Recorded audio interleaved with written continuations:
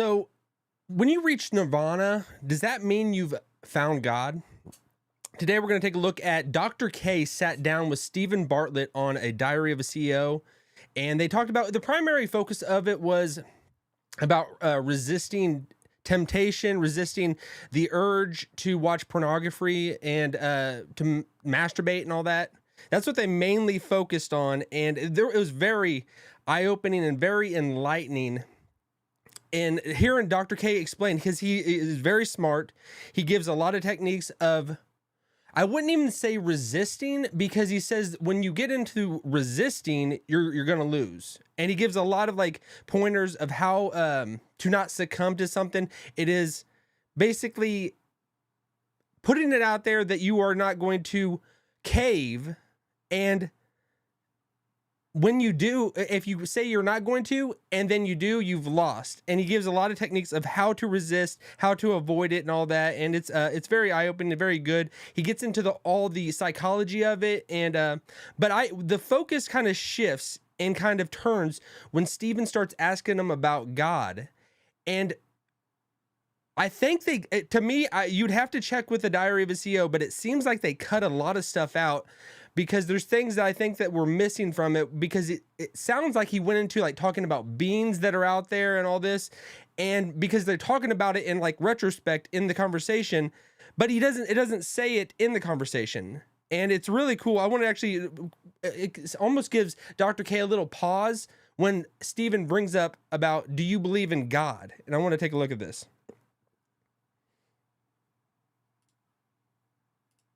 But what's really fascinating is if you look at some of these old Eastern texts, they say that the universe is born out of a point called Bindu Visarga, which is literally described as a point of infinite energy, matter, and consciousness, which then explodes into the universe. Do you believe in a God? Sure. So I think that what we call a God, so if you look at like a person has like layers, right? So if I ask like, who is Steven? Steven has a body. So there's a certain level of Steven that is a physical form. There's a certain level of Steven that is a bank account. There's a certain level of Steven that is a brand.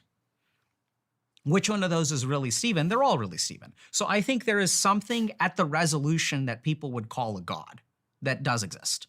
So you think there's a higher power that is somewhat intentional? Yes.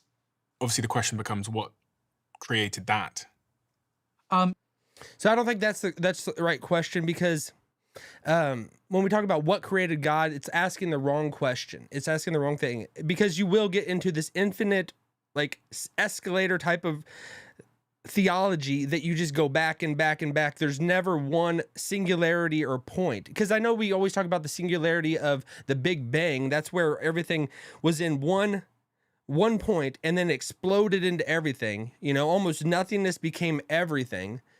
The Bible is kind of clear about it. The singularity is Jesus. He is the point that everything just erupted into everything.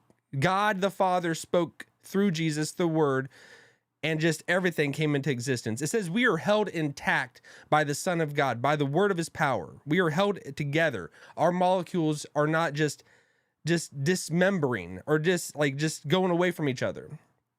But like it was kind of weird whenever he asked, do you believe in God? And he's like, sure. And it seemed like at that point, that was the only throughout the whole conversation that Dr. K got a little bit like, you want to go there? You really want to go there? Kind of thing.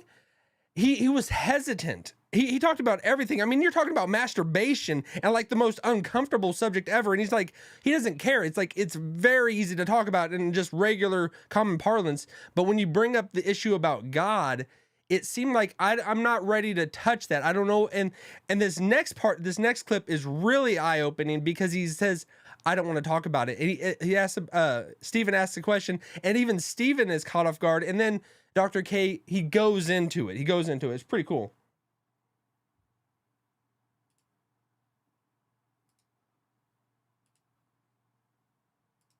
But I just want to know what your intuition tells you. It's not, so experience, right? So I think when you experience certain states of meditation, you have experiences of things outside of the normative reality. Now, you can also make a biological reductionist argument that those are just illusions, hallucinations created by neurons. I don't think that that's true. What specifically are you referring to that you've experienced? I don't talk about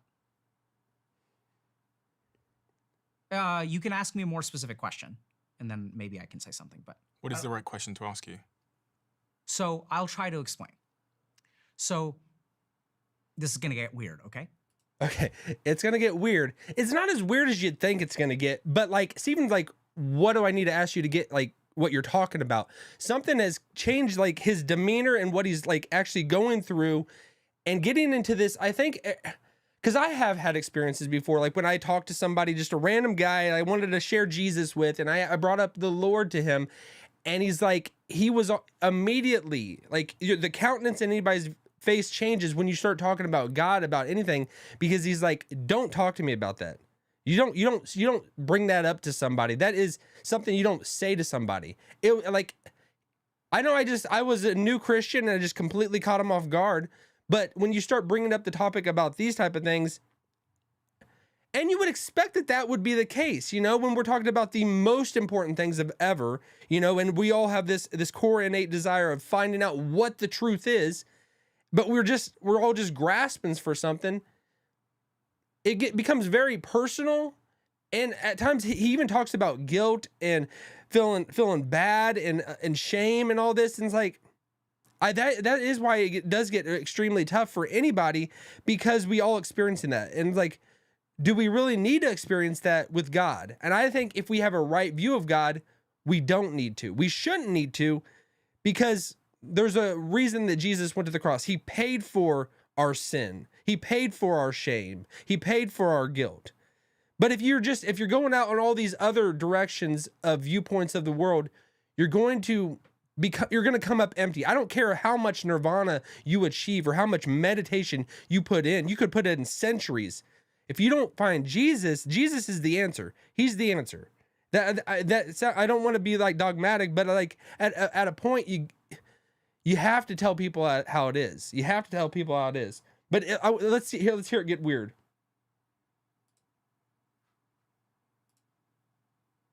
So I realized recently that I used to value credibility over truth.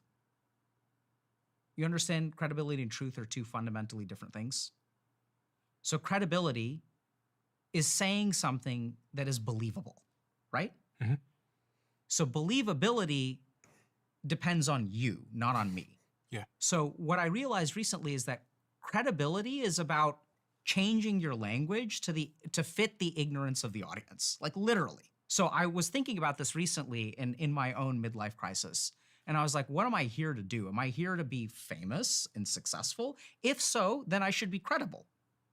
But if I want to speak the truth, then I need to allow my brand or whatever the fuck it is to like fall apart and be like not credible for people to think that I'm an idiot.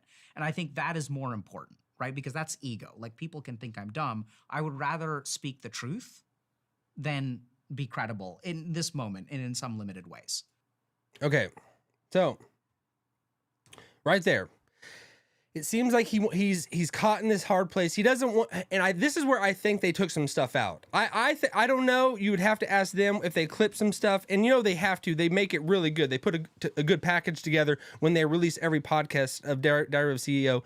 But then after this, it seems like they're talking about, or Dr. K says, I might just sound like some crazy guy talking about these beings out there and all this, but I didn't really hear him talking about it. I didn't in the conversation. You don't really hear him actually touching on those things. So did things get just clipped and removed because it went way too out there, or did they want to keep the flow? I mean, there's reasons for editing and all that, but when he talks about, this is where it's going to get weird. I have to decide whether I want to be credible or I want to tell the truth. Do I want to be credible as in, because anybody can get out there and just say whatever if you want to, you know what your audience is going to like be happy about. They're going to receive. Just by me saying earlier, Jesus is the answer. Jesus is the truth. Immediately, you who hear this are going to be either like, amen, amen, brother. Or you're going to be like, this guy's a freaking idiot. This guy doesn't know what the heck he's talking about. You're probably in one camp or the other. And some people are indifferent, you know, you're kind of in that in between. You're not even giving any thought about it. But most people are on one side or the other. They've kind of made their decision. And even not knowing you've made a decision at some points. But I think this is where he kind of went off the radar. He said, I want to be a person that talks about truth. And he goes into all these kind of, he says, I don't want to let ego get in and me like say, I've had these visions, I've had these experiences, because every time I talk about that, I get set back about a decade. And I think that is the whole pursuit of nirvana and pursuit of just becoming one with whatever it is out there. And this whole karma thing that, you know, you do good, you got to do enough good so you can get out of it, so you can become absorbed one back with your creator, back with this thing that first started you. But all of this, it's fluff. And I know that so many people talk about these things and so many people believe this, but no matter what you think, it's fluff. And all it is a distraction to try to distract you from the real question is, who is Jesus? Who do you say that he is? Every other direction that anybody goes out, they're just trying to stiff arm the reality and the truth that is being presented to them. And they don't want to think about it. They don't want to talk about it, because Nirvana, Buddha, all this Hinduism and all this other stuff, it doesn't put a demand on your life, a demand for change, a demand to actually make a decision and do something different. You know, you're not really being held accountable by Buddha. You're not really being held accountable by these Eastern religions that are out there, you know, but there is accountability when we look at the Bible, you know, and the revealed truth of who God is. And that's why it becomes squeamish, uncomfortable, because a lot of us, we just don't want to deal with it. And it's like, until we just jump in, I don't think we ever just, oh, I'm going to jump into God today. No, a lot of times God just says, you're jumping in. He grabs us, you know? And if you feel yourself that I'm going to surrender to him, on the other side, you're going to see that God was the one causing you to surrender. That's what I would say to all that. But like, he went in a lot of different directions. They talked about a lot of things. I'm not, everybody feels uncomfortable talking about pornography and masturbation and all that. The whole podcast was very good. You should listen to it. There's so many just good techniques, because he gives a lot of good ideas of just changing your mindset about these things, so that you don't give in to something and become mastered by your addictions. So overall, Dr. K is amazing. I would have to say that he's very brilliant, but I don't know where he's at, because I don't know, did they cut some stuff out that might have given us a little bit more truth of the matter of what they talked about. All right, so if you've enjoyed this video, hit this video on this side, and I'll see you on the other side. I could see the cracks falling in the paint, growing like a fire, what do I say? Can you see them? Can you see